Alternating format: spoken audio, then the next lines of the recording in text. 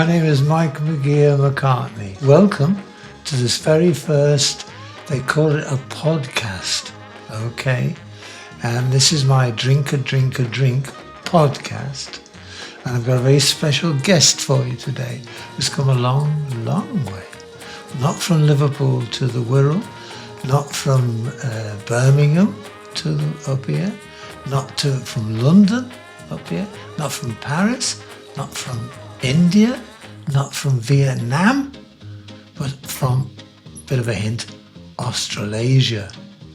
Okay, has that got you going? It is. Ladies and gentlemen, let me introduce you to the unbelievable, the very talented, the very funny. He plays sports like rugby and tennis. The shortest way. He's a great television host, genius. He is indeed the unforgettable. What's your name again? Adam Hills. That's it. Adam. Him over there. Live. What a lovely introduction. Had you planned that out? I forgot most of it. Because it felt like your brain started with he hasn't come from Liverpool, and then it got further and further away. But as you were doing it, I was watching you thinking, is this geographically correct? So he's lost. And then you went India, and then you went Vietnam, and I was like, no, it's each one of them, So this is our Adam, ladies and gentlemen. Do you know what? You saying our Adam, I mean, people watching won't know that I met you, a year ago? Is that long? But we've decided that we're family. Yeah, we are. And we have kind of become family. You're just our Australasian form of family. Well, and to the point where it feels weird, because I know you know this, but for people watching, I've met almost all of your kids now. Yeah. One in Australia. Yeah. Abby. Yeah. And we met at the Bristol Slapstick Festival last year. Slapstick Festival. But I think it was one of those things where I had just left my family behind in Australia after 6 weeks of Christmas together. And I came over here and I was a little bit stranded. And we did this festival, and you and your sons, Max and Josh were there. And you kind of just... Sonny, did you meet Sonny And there? then I met Sonny later down the track. But then we all just kind of hung out for a weekend, and I felt bad that I'd glommed onto your family. Sonny, I could talk to this, couldn't I? Yeah. Refer to that. Talking to me, hello, how are you? Fine, thanks, how are you, Mike?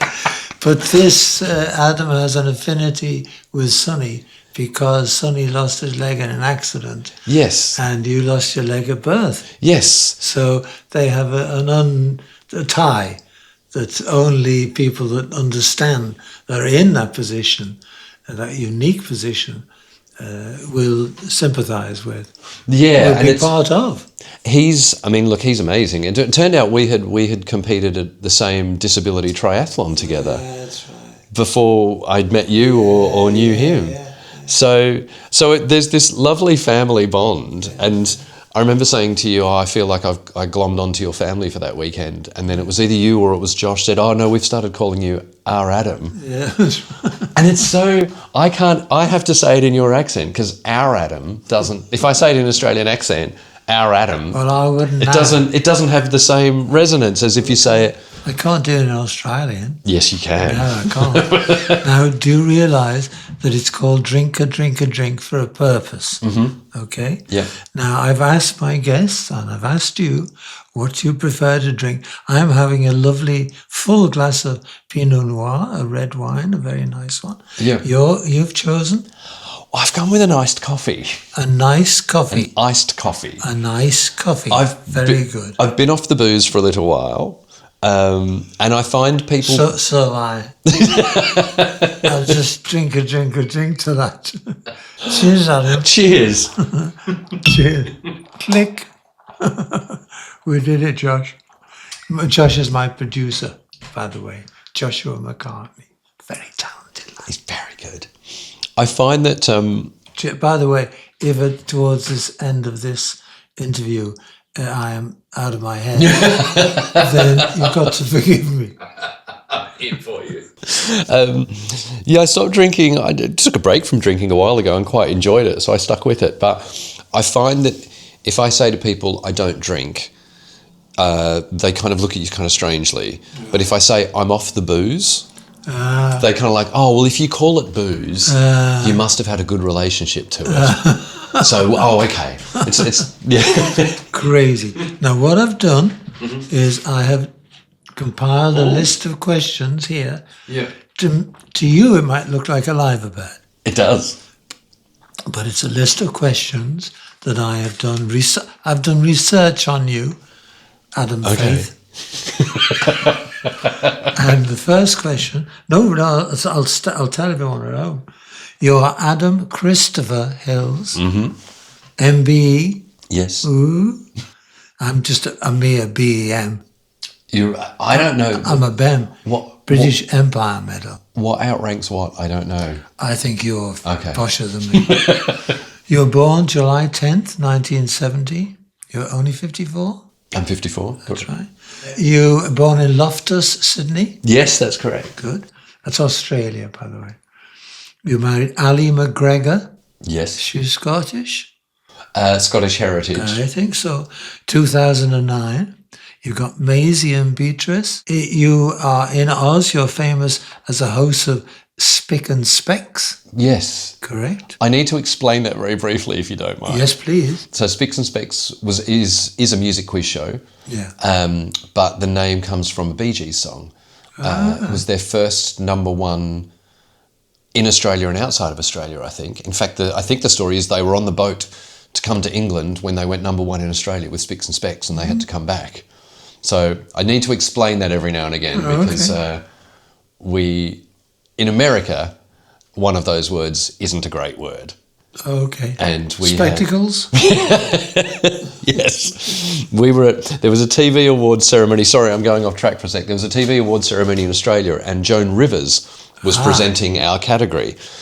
And she got up on stage. How do you feel about swearing on this podcast, by the way? I don't give a beep that out. There we go. So Joan Rivers got up on stage. Not as bad as the gentleman you had on telly last night. Brian Cox. Brian Cox. We won't go into that. I have a theory. Right, I'm going off on two tangents now. So Brian... By the way, I go off on tangents all the time. And it's up to you, the audience at home, to follow my conversation. And you, my guest, if I say to you, what was I saying? Going off on tangents? Yep. Yeah. So your tangents? Got it. So my tangent is we had Brian Cox on the last leg on Friday night who dropped the C-bomb 3 times. Do you know he's the genius boss of Succession? Yes, that Brian Cox, yes.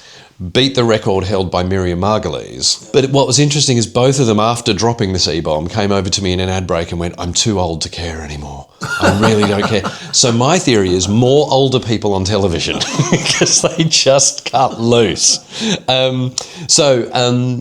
So Joan Rivers was on stage at an Australian TV Awards ceremony handing out the award for our category, entertainment show or something like that. And she got up on stage and basically went, hello, I don't know who the fuck any of you people are. And big round of applause. Who is this? Who the fuck are you? To her co-host and the audience saying, oh my goodness, she's swearing on live TV. And then she went to read through the names of the shows listed and she got to Spicks and Specks and went, oh, I can't say that word on television. I'm like, oh, that's the thing you've stopped at? So that's why I always feel like I have to explain, even to the point where the TV show had an app, a Spicks and Specks app that was available online and was at Apple, iTunes, censored it because they thought it was offensive. I remember at the time making the joke, it turns out you can be Mac and PC at the same time. And you also did the Adam Hills Tonight programme? Yes. In Australia. In the UK, you're the boss of The Last Leg with Josh Widdicombe and Alex Brooker. Are they any good? I carry them. Are they passable? It's a lovely, I love that show. I don't know if you've had experience of being in a comedy trio, but...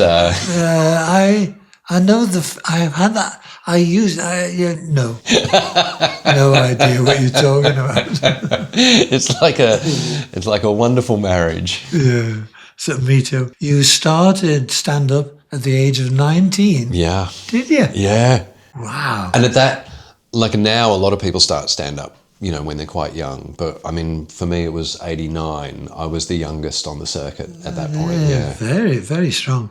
And you played the Melbourne International Comedy Festival? I mean, I've probably performed at the Melbourne Comedy Festival 14 or 15 times. Oh, okay. But Ali, my wife Ali does a variety show on the We'll get to her in a minute. Okay, so I've done a few shows with her. She is very interesting. Yeah. Montreal, where my wife was born. Was she? Did you know that? I didn't know that. Rowena was born, and you did Just for Laughs Festival. Yep. Right. That's why we want to go over there, and she can see where her dad's buried. A guy called Mark Critch. Have you heard of Mark Critch? He said he's son of a Critch telly program. Right. It's a great program. Oh, really? No, it's got that man, that wonderful actor from the Clockwork Orange. Oh, wow. Right. Malcolm McDowell. Yeah. He's the grandfather in it. Oh, wow. No. Oh, son of a Critch. Get that one. Okay. That's why we've got to get over there, because he found Rowena's dad's grave. He's buried in Montreal. In Montreal. And you've done the Edinburgh Festival Fringe. When did you do that? Was it in the 60s? The first one was... That's a really good question. 97, I think. Oh. Do you know what? I was such a regular at the Edinburgh Fringe at one point that at the end of the year, the List magazine released their top 10 favourite Scots of the year, and I think I was number 4. just behind Sean Connery. Yeah, Aussie Scott. In 2002, you had a minor hit in Australia with a working class anthem single. Mm-hmm. So, to support firefighters. Yeah, that was... So there's a... How did it go? There's a well-known Australian song called Working Class Man by a guy called Jimmy Barnes. Okay. The best way to describe him to international people, he's probably our closest thing to Bruce Springsteen. Oh. And I realised that you could sing the words of the Australian national anthem to the tune of Working Class Man. Okay. And so I tried to release it as a single with a whole bunch of comedians on board. It went okay, but it's one of those things that I'm relatively well known for it online now. Oh, good. The clip of me doing it many years ago. So has gone viral. In fact, I'm genuinely toying with whether or not my next show, my next live show, might be just me going through different national anthems from around the world. Because I've got... Peter Kay does a form of that. Does he? Yeah. Well, I've done the Canadian national anthem to the tune of Summer of 69 by Bryan Adams. Okay. I can do the German national anthem to 99 Luftballons by Nina. And, of course, the name of the show will be Adam and the Anthems. Okay. So, it kind of... I've got to ask you about that later. Yep. Now, did you get a Bachelor of Arts at Macquarie University? University? Yep. Bachelor of Arts in Mass Communications. Ooh. Studied film, radio, television. Ooh. And did you get the Alumni Award in 2018? Oh, yes. I still don't know what that is, but yes, I did. Yeah. I've got no idea what it is, but I got it. I've got it at home. There you go. We're back to your wife, Ali, was and is an opera singer, opera soprano? Yeah. Yeah. And did she run away with the circus? She kind of did. Yeah. So she had read that back in the day in Covent Garden, the opera singers would finish their amazing operas and then go backstage, take off their clothes, their costumes. We'll go into that, Adam. Well, they would then go into a cabaret club in their corsets and they would sing opera to the masses rather than, the toffs. Oh, great. And so Ali always had this idea, she loved that idea of opera for masses. Yeah. And so she was performing at, I think it was the Melbourne Arts Centre doing an opera. Yeah. And then next door was the Spiegel tent doing a cabaret night. And so she took some of the singers in there and then performed. And then she then would perform that as a regular show called the Opera Burlesque. where she and two other opera singers would basically do, opera for the plebs. Yeah, very, very good. In research for Who Do You Think You Are? Yes. Is it true they found your ancestor had been a German burgher, i.e. you're married to Ali McGregor, a Scottish girl, so you could be called a Big Mac? Do you see where I went there? Was it worth it? It was totally worth it. It was totally worth it. This is why I think you and I have got along so well, because I'm daft. Yes, but I can see that gleam in your eye when you've got a joke brewing, and I almost stepped all over it then. I have to apologise. We've both got that. I think I said right before we started recording, it's like comedy Tourette's. Yes, the joke's there and you have to say it. Well, Liverpudlians have that terrible curse of having this non-stop sense of humour. Right. When we go down to our grave, as they put the lid in, there'll be something not too tight, whatever we say. We'll follow it, we'll go to our grave. I heard one Scouser he played at his funeral. They put him dutifully there. He's well dead, in his coffin, lower him into the grave, and he said, "Can you please play this tape after you've lowered me into the grave?" So dutifully, all sitting down, all that. And so they play the tape. "Get me out of here!" Knock, knock, knock, knock, knock. Oh dear. Now, you helped set up Warrington Wolves. Yes. Okay. Yes. Physical Disability Rugby League team. Yeah, so I grew up in Sydney playing rugby league when I was a kid, because that's the biggest sport in Sydney. And so I played it up until I was about 12 or 13. And I think at that point, having a prosthetic leg made it difficult to keep up with the other kids, but also I felt bad because if someone tried to tackle me, this really solid leg was doing them more damage than it was doing me. I hadn't thought of that aspect. So I kind of steered away from rugby league for years, and then about 2017 I found out that Warrington were wanting to set up a disability rugby league team. And I contacted them and said, "Look, can I help and can I play?" And I just became obsessed by it. I loved it for a number of reasons. Firstly, I got back into rugby league. Yeah. I'd never played as part of a team before.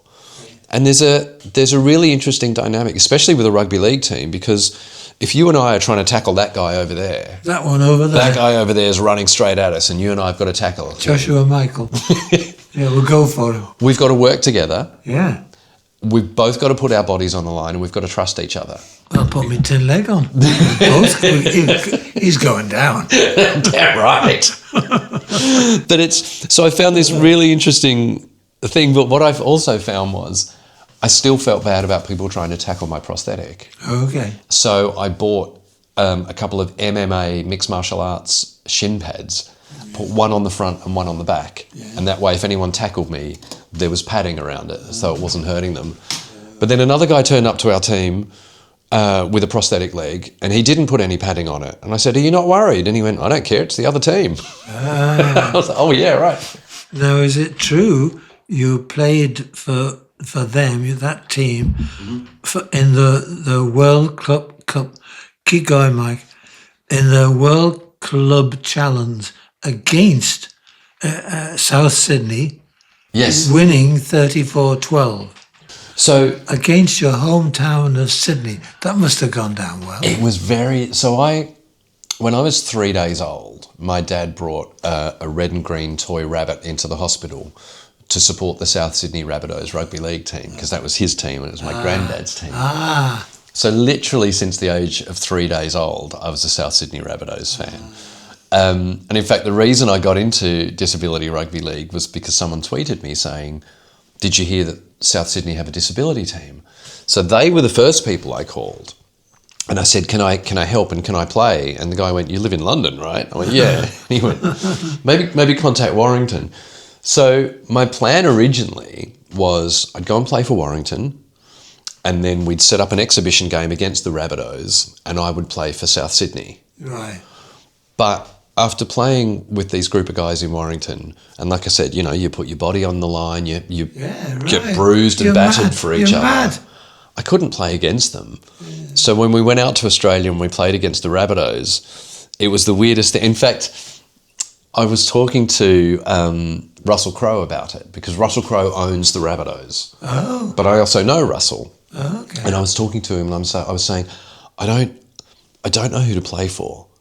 And he was really good. He went, mate, if you play for South Sydney, you've got to earn it. Okay. Said you can't just put on the jersey and run out with the team. You've got to train with them. You've got to bleed with them. You've got to sweat with them. Yeah. He said you need to play with the team that you've sweated and bled for. And I was like, okay. And then he said, tell you what, how about I sponsor you a little bit, the Rabbitohs sponsor you, and you can have the rabbit on your chest. So you can have the wolf on one side, the rabbit on the other, and you can play for both. And he was there when we did it, when I came off the pitch. He tapped my chest and said, it looks good on you. Excellent. In 2020, Australia Post released a set of stamps of Australian legends of comedy, and you were on a bloody stamp. I could lick you and post you anywhere. Yep. Wow. And you know, the great thing about kids must have loved that. When you lick the back of a comedian stamp, it tastes funny. No, it was such a weird... And you know what? It was also one of those things where it was right before COVID. Right. Just as COVID hit, it was announced. And I was chuffed. I was over the moon. That there was, you know, the three other comedy legends were... I have to remember, I think it was Magda Szubanski, who... What? Magda Szubanski plays the mum in Babe. You know the movie Babe about the little talking pig? Oh, yes. Yes, she's the farmer's wife in Babe. Okay. And she's amazing. She's also Kath and Kim. There's a great TV show called Kath and Kim. Yeah, I vaguely remember that, yeah. Great name. Was a woman called Nolene Brown who was huge in like the 60s and 70s in Australian television comedy. I think they went like decade by decade. And then there was a guy called Gary McDonald who created a character called Norman Gunston, who, the best way I can describe him... I don't know that name, Norman Gunston. Yeah. He was outrageous, wasn't he? Yes. Yeah. He was like Ali G, but 20 years before Ali G in Australia. Yes. Norman Gunston. Yeah. He was just... Famously interviewed like Muhammad Ali and Boy George. And, yeah. So the four of us were on these stamps, and they had said, we're going to have a big presentation and we'll have all the four of you there. And I thought, this is amazing with my comedy heroes. And then COVID hit, and then we never had the presentation. But the upside of that was, because it was COVID, people were getting so many things delivered. Yeah. And then at one point, I ordered, I think it might have been a jigsaw puzzle. I can't quite remember. It was something. It was quite a big package. And it came with 20 of my faces on the front. Okay, I can top that. Yeah. Have you got a jigsaw of yourself? No. I have. Really? The McGear album. I've got it upstairs in the cupboard. Of the album cover? Of that, me lying down or sitting up in the River Mersey, and they made a jigsaw of me. All right, tangent. Let's go off on a tangent now. Okay. I always do. After meeting you in Bristol, I remember I sat on the train on the way back to London and I listened to the McGear album. Oh, good. And loved it. And I still think Chappell Roan has ripped off the introduction to Leave It for Red Wine Supernova. So that's another deep dive that we can go to. Did you get that? Chappell Roan. But so I've listened to it and I've watched the video for Leave It, which I love. Oh, great. Then my wife was a bit perturbed because she said, "Is that a lady's bottom?" And she goes, there's a young lady that's in a diaphanous robe. Yes. But that's all she's got on. Yes. And so she's prancing through the gardens, leave it. She's gone to Hawaii, etc. But you'll see on one speck as she goes, and I had to look at it just to check for my wife. Of course. Obviously. Yeah. And you actually can see her bottom and her bum. That would have been quite racy for... Unbelievable. But, so here's my point though. That. I don't know what the album cover looks like because I've only listened to it on Spotify. Ah. And so Do you know what I mean? Let's put it this way. It's magnificent. I'm sure. Yeah. If you wanted to have an album cover, choose the McGear album. Right. It's got him like a Lilliputian guy laid down and I swear, I went down to London to have my photograph taken for the album cover. And so go to this guy, young lad, and a great photographer, and probably David Bailey or something. But there I go, right now. And I've got to be Lilliputian. Yeah, it's all set up. Lie down there on that board, and then we'll come back. We'll go to the pub next. Right. I said, well, isn't it better to get the shot done now? No, it's all right. And I'll tie you up, etc. And then knock all these nails in, tie you down so you can't get out. And then I'll take the picture. And so, okay, so I went to the pub and came back, and he started to tie these, literally, the rope round my legs to my body, and then bang him in as he was going. As he was getting up to the vital bit here, I was a bit worried about my future lineage. And that was the reality of that. And now, so it's a good cover. Now you say that, I have seen that. I didn't realise. I've seen that photo. I didn't realise it was the cover. It's a lost art, album covers. It is. Well, wait to see the cover of Scaffold Box Set. Oh, really? You'll like that. Okay. That's a nice one. In 2022, you were granted permanent residency in the UK. Mm-hmm. Does this mean we're stuck with you forever? Yes. It does. I literally have. Unbelievable. It's called an indefinite leave to remain. The word indefinite is the one that needs to be underlined there. Absolutely. I can stay for as long as I want. Good Lord. Can I go to Australia and get the same? Oh. Oh, you have to pass the citizenship test, which is what I did. I studied and... Yeah, it was ridiculous. I can speak Australian. You got it? No. Cobber? Right. I mean... Now, far more important. Let's get down to brass tacks here. Yeah. Is it true you're a Guinness record holder for the fastest time to put on 5 jumpers with Alex and Josh? Yeah. It was the year before's Christmas show. We decided, I don't know where we'd seen it, that there was someone had attempted to put on as many Christmas jumpers as they could in a minute. And then we contacted Guinness and said, well, what kind of record could we come up with? And they said, well, what about a team event? How quickly can 3 people put on 5 Christmas jumpers each? And I think they gave us 30 seconds, or maybe 35 seconds, and we did it in 34 seconds. Yeah. I mean, I think they're desperate for awards now at Guinness. Yeah. They need the publicity. Now, there's rumours that you are a huge fan of Adam, I wonder why, Ant. Mm-hmm. True? Expand. So I think... I'll have more red wine. Do you mind? And absolutely no, I don't mind at all. Thank you very much. I think, musically for me, I think probably for everyone around the age of 10 or 11, you kind of discover music that's not the music that your parents are listening to. I think... And he looked good, didn't he? Well, I mean, it was the first famous person I'd heard called Adam. Oh, so straight away I'm in. Okay, he's in. And not just Adam, he owns his own ants. Like, this guy must be important. He's got ants, right? Yeah. Adam and the Ants. I know, although I have to say, I remember the first song that I heard was Dog Eat Dog. And I was a bit disappointed. I was like, I really wanted this guy that looks like a pirate. Yeah. He's called Adam. Yeah. He's got his own band. Dog Eat Dog's good, but it's not really grabbing me. And then Ant Music came out, and I was like, you've got me now. You've got me now. And I also, the double drummers. Yes. I think he was really influenced by the drummers of Burundi. So that... 2 Moonies. Yeah. And then there's another song called, I think, Kings of the Wild Frontier. And it's got both the double drummers with the... Just... No, very good. So I loved all that. And I've got years... Do you know what? When I first moved to London, which was 2002, I think it was, I remember thinking, I wonder if I might see Adam Ant on the street. Maybe I'll see him on the street one day. And see him on the tube. yeah. And he... See him down an anthole. My manager bumped into him. Okay. I'd wanted to film something with him for a stand-up show, and my manager met him out and about, and he said, yeah, give him my number. Oh, good.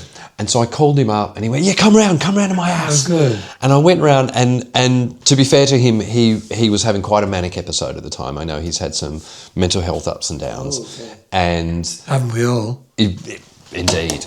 And he wasn't... You didn't nearly knock my red wine I nearly knocked your red wine over. Yeah, that would have brought on an episode of some sort. You know, it's an Australian Pinot Noir. And he was lovely, but he wasn't in a good place. And years later, when I had that talk show in Australia, he came on as a guest. And I remember at the time going around to his house, and he was lovely, but definitely having a tough time. And so I thought, I'll leave him be. I hung out there for a little while, and I remember sending him a CD, one of my comedy CDs, and I left it at that, never heard from him. And then he came on my talk show. Great. And the show at the time was called, my stand-up show was called Go You Big Red Fire Engine. That's and right. He came on, and I said, Adam, it's lovely to meet you again. And he went, I got your CD, by the way. And I went, did you? He said, I really liked it. And he brought me... Was that a London accent then? It was an Adam Ant accent. Yeah, because that's how he talks. He's very quietly spoken, isn't he? The Crays talk like that, you know? Oh, yeah, The right. Crays very high pitched. Yeah. Cray brothers. Yeah. Stab you in the neck, but very high. And he turned up with a T-shirt, and he had some merch for me, and then he sang... I think he did Stand and Deliver on my show. I can't quite remember. Great. And then I remember I went and saw him in concert in Melbourne a week later. And from the stage, he said, I'm going to do a new song now. I've only ever done this once. And I did it on Adam Mills's show. He's here tonight, so if you're standing next to him, give him a kiss. I was like, oh, amazing. So he was Australian from that accent. Go you big red fire engine. Well, there's a story behind that too. Yeah. So...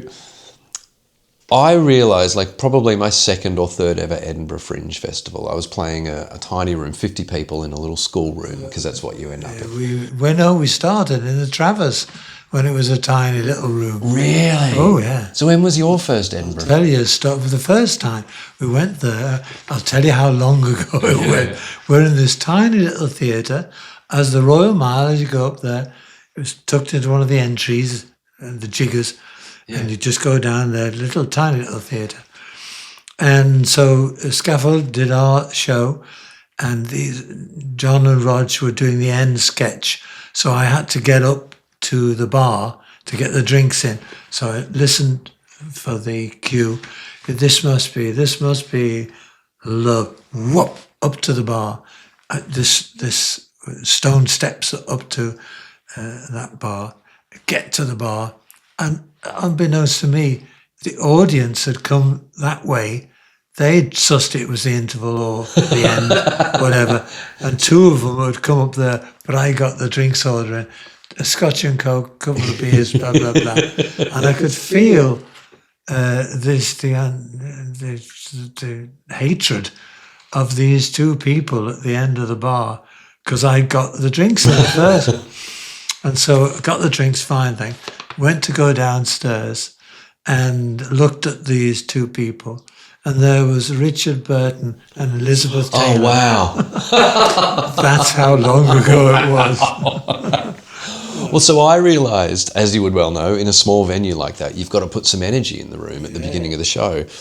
And so I came up with this idea where I'd grab someone from the audience, I'd bring them up on stage, and I'd say, look, it's unfair that I get to start my job with a round of applause. Say, what do you do for a living? A teacher. Right, well, you deserve a round of applause. But then I'd go into a whole James Brown routine where I'd send them off stage, I'd introduce them to a massive round of applause, and then I'd get them to yell their own name to the crowd. Like James Brown used to go, James Brown, and the crowd would go, James Brown. So it might be, Bill Bloggs. Bill Bloggs, and the crowd would go, Bill Bloggs. And then I'd get him to do the, I can't go on, and collapse. And I'd throw a coat round him, and we'd walk him off stage, and then then the crowd would cheer, and then right at the end I'd whip the coat off and he'd go, Bill Bloggs, and the crowd would go, wow. Oh, lovely. And that took 10 minutes, and it was a great way to start the show and get some energy and everything. And then one night in Melbourne, I was doing it, and the guy's name was Bob, and he was a fireman.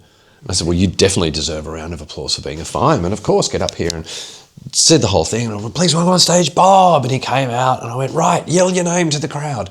And to this day, I don't know why, he just went, go, you big red fire engine. And the crowd went like, what? And he went, go, you big red fire engine. And I went, come on. And so they all started shouting, go, you big red fire engine, back at him. And it went back and forth, and it was it became the catchphase of the night. And at the end of the night, I said, I'm going to name my next show, Go, You Big Red Fire Engine, in honour of you. But I didn't. But the next year I went back to Edinburgh, and I thought, well, that's a silly name for a show. No one's going to take that show seriously. I'll give it a proper name. And I think I called it Goody Two Shoes after Adam Ant.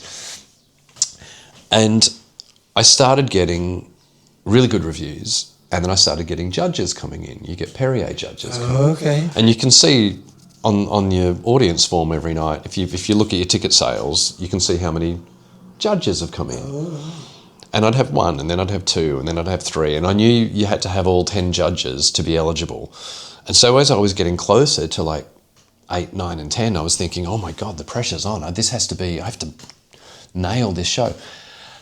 And I was getting so stressed. I was wound up every day because I just wanted the show to be right. And a friend of mine stopped me on the street and said, oh my God, you're selling out every night. You've got 5-star reviews. You must be having a ball. And I was so tense. I was like, no, I'm not. I'm so stressed because I just want this show. And then I thought, this is ridiculous. You're doing a comedy show. I shouldn't be stressed about a comedy show. And so then I thought, do you know what? I am going to call my next show Go, You Big Red Fire Engine, because then I can't take it seriously. And it doesn't matter. You're not going to get awarded for a show called Go, You Big Red Fire Engine because it's silly. And then I ended up being nominated for Go, You Big Red Fire Engine. You were nominated, you got a Perrier Award, nominated for a Perrier Award. For that particular show. Yeah. And it's all because I just stopped stressing about it and just remembered that comedy's meant to be fun.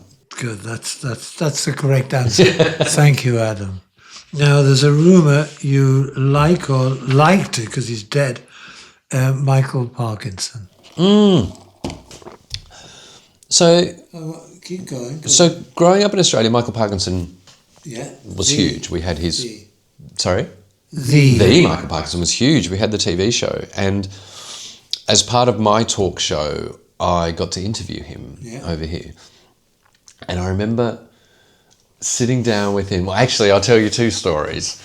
I was quite nervous. I'd interviewed Jerry Hall the day before. Okay.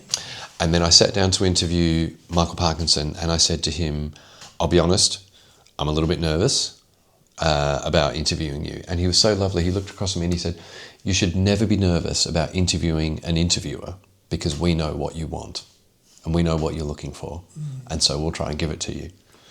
And he was lovely. He was so lovely. And he took us to lunch. He took me and the producer to lunch at one of his restaurants afterwards. Okay. Keep going. And then after that, the producer said, just to let you know, we've had a complaint about the Jerry Hall interview.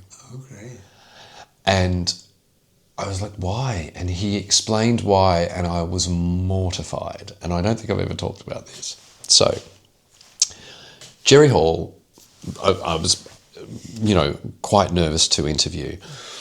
And I had this idea where I thought, I read all about her. I did the research like you did. And then I thought, I'm going to ask my Twitter followers to suggest questions for Jerry Hall. Okay. And then I'll throw or the viewers, and I'll throw them in. Yeah. But each question was biographical. So I knew that it led to something that led to something and led to something.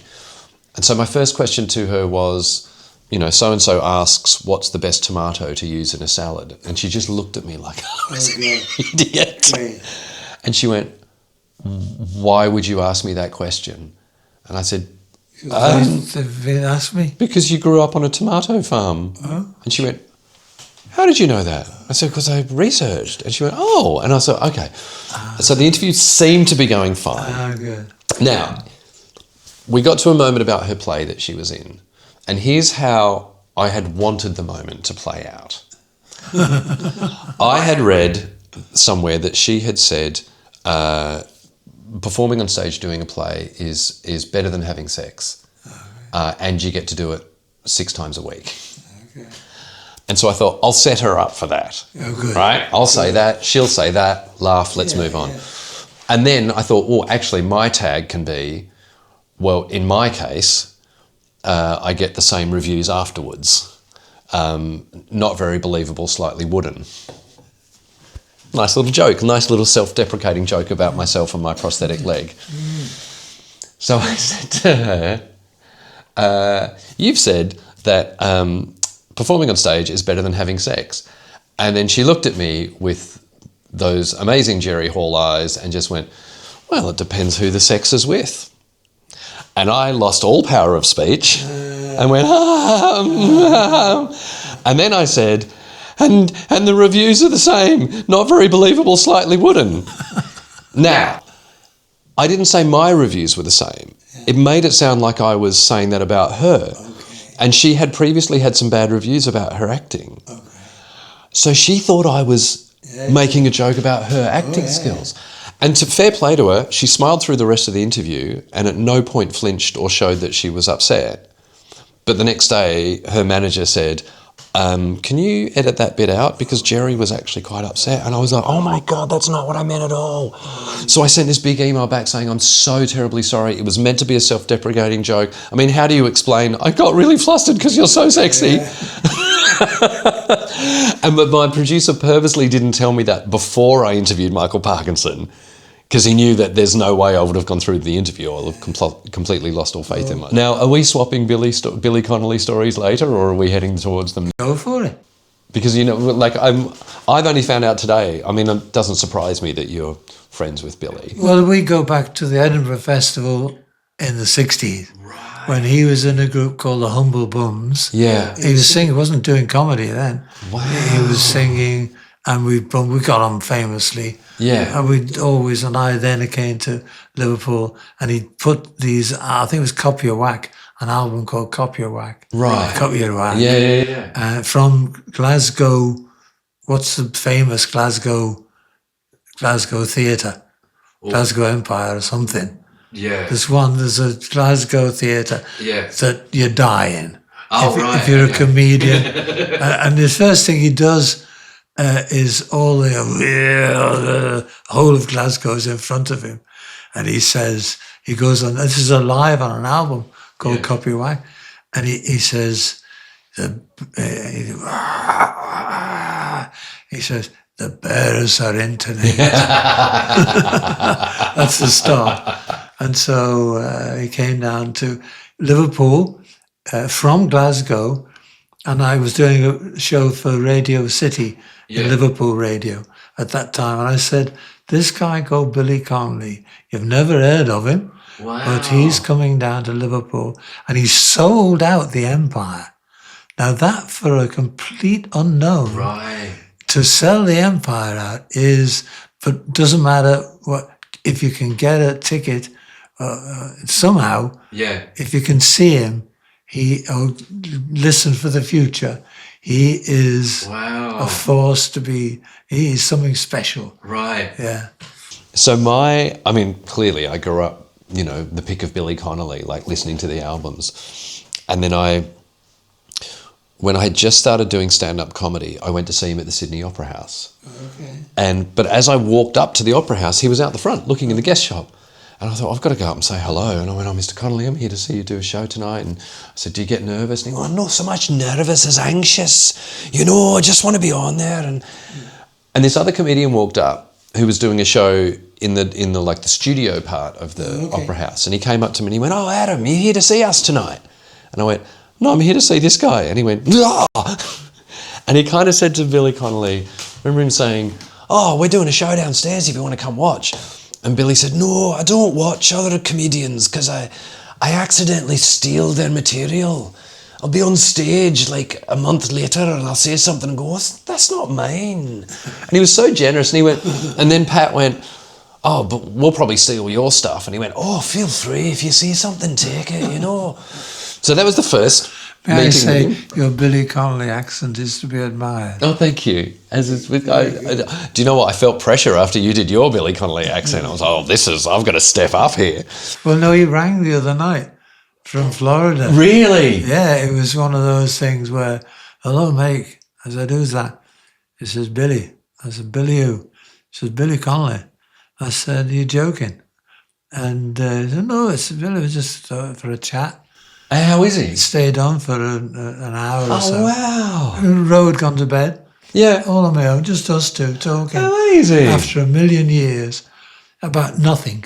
Well, next time say hi to him from me, because, so that was the first little meeting. Right. And then a couple of years later, I was in Adelaide working in radio for a radio station.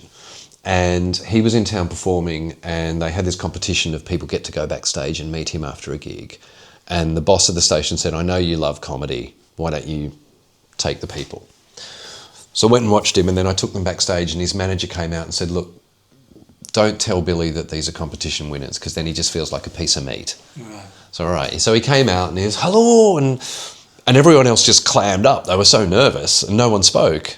And he said to me, someone said, oh, this is a guy from a radio station. He went, oh, thanks for your support. Do you enjoy doing the radio? And I went, oh, I'm actually a stand-up comic. And he went, oh, and instantly put his arm around me. What did you think of my show? I went, oh, it was amazing. I loved it. And he went, oh, and he just was, you'll find it gets easier as you go along, you know. Silence is your best friend. If they're silent, they're listening. If they're coughing, they hate you. Like, he was telling me all this advice. Then I said, can I get a photo? And he was like, yeah. And I always remember this bit. It was a camera. It was an actual camera where you had to click it and the flash came up, and then you had to wait for the flash to warm up. And so we're standing there waiting for the flash to warm up, and he just said, oh Christ, the amount of time in your life you'll spend waiting for a punter's flash to warm up. Like as if he was going, you're going to be big. Yeah. This is going to happen to you. Oh, lovely. So we got the photo. Lovely. And he said, I remember him saying, keep doing it. Never stop doing it. The world needs more comedians and less soldiers. You know, just do it. That's a good line. And as he walked down the hallway, he stopped and he turned back and put his fist in there and he went, just do it. Okay, so cut to... My father's version of that is DIN. Do it now. Do it now. So about a month after that, the boss of the radio station said to me, I said, oh, look, I'm thinking of going over to Edinburgh for the Edinburgh Fringe Festival. And he said, look, you're at a point in your career, you have to decide, do you want to be a radio announcer or do you want to be a comedian? Right. And this little voice went, just do it. So I went to Edinburgh for the first time and all of that. Oh, but really? Then, maybe 4 or 5 years after that. So you blame Billy Connolly? Mm-hmm. Good, I'll tell him.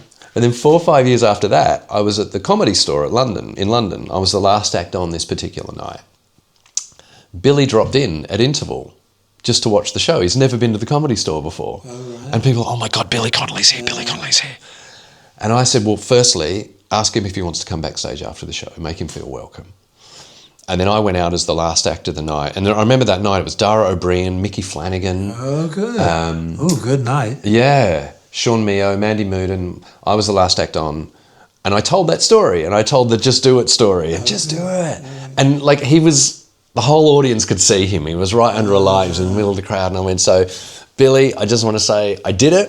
Oh, good. I'm here because of you. So thank you. And, you know, he got a standing ovation and went backstage, and he came backstage and he went, you did it. You did it. And it was hugs all around. And he was so lovely to everyone. Good. Like, picked a piece of everyone's act that he admired. Oh, I loved when you did that. I love that. Got photos with us all.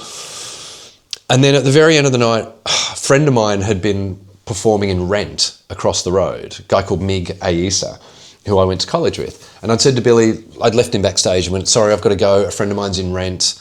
I'm going to meet him across the road and he's going to come here. So I walk up the stairs, call my girlfriend at the time, who's back in Australia, and went, you're not going to believe this. Billy Connolly's just come backstage. Right. And then Billy walks past and says, oh, I'll see you later. And I went, oh, can you say hi to my girlfriend? So he gets on and goes, hello, who's this? I'm Billy Connolly. I'm very busy. Meanwhile, my friend Mig walks in from Rent. Right. And he's like, Adam. And I went, Mig, hey. And he's like, "It's Billy Connolly." And I was like, and Billy hangs up the phone and then goes, "There's your phone back," and looks at Mick and goes, "Are you the guy in Rent? Congratulations," and gives him a hug. Lovely. So it was this, and then he walked back up the stairs and, "You did it, you did it." I mean, amazing. I thought that was the end of the story. And I had told that story probably on stage a few times, and I don't know how it had got out. And then a few years after that, someone from ITV called me up and said, "We're making a show about Billy Connolly and about the influence of Billy Connolly. And we're talking to comedians who've been influenced by him." And I went, "Oh my God, I've got a great Billy Connolly story for you." And he said, "Oh, I know, Billy told us." And I was like, "Sorry, what?" He said, "We've already interviewed Billy, and he said you should talk to Adam Hills because he's got a really funny story about me." I heard him telling the same story, not your story, Right. but to somebody else when I walked into his dressing room once. He says, this is Mike here. And I stayed at his house once, in this house, through that there. Right. If you go into his Billy Connolly room. Oh, wow. And he told him, I once stayed at Mike's. This is with the drinking days. Right. And he said, I stayed at Mike's once. And he tells a story about when he came into my bedroom to get me on the road again. And there on the wall was socks. He said, Mike said, there was his levitating socks. And there was a sock. He'd found the whole brown wall then as one brick sticking out. Yeah. And he'd found the one brick to put his socks on. So there were these socks levitating up the wall. And there's him telling this man of the story about his levitating socks. Well, many years after that, a friend of mine called Kathy Lett is very good friends with Billy. And she gave me his email address. And I just wanted to drop him a line and say, "Listen, I just want to say thank you for popping up throughout my career when I most needed it." I think I referred to him as my hairy godmother. And I just got a wee email back from him saying, "Dear Adam, your success makes me very happy. It couldn't happen to a nicer Aussie." Good. So I've always kept that. So yeah, send him my love the next time you talk to him. I will. No, I'm not going to ask you about Buddy Pendergast. There's not much to that. I'm not going to ask you about. He was in Thunderbirds Are Go. Oh, actually, I could tell you a story about that. Yeah, go on. So they wanted it to be, they wanted this character in Thunderbirds Are Go to be a bit like Steve Irwin, Okay. the crocodile hunter. Yes, that's right. And I used to do an impersonation of him anyway. Right. But I had a really interesting thing. I only remembered this recently, actually. So I performed at the Logie Awards, the Australian Logie Awards one year. I was hosting it. And it was the year that Steve Irwin was being given the Lifetime Achievement Award. And so I did a whole routine about him. Basically, I did a routine about him, imagining him as Gladiator for some reason. I don't know why, but like, oh, crikey, there's a tiger right behind me. And the routine went relatively well, and his wife and his wife was in the room, and it was all fine.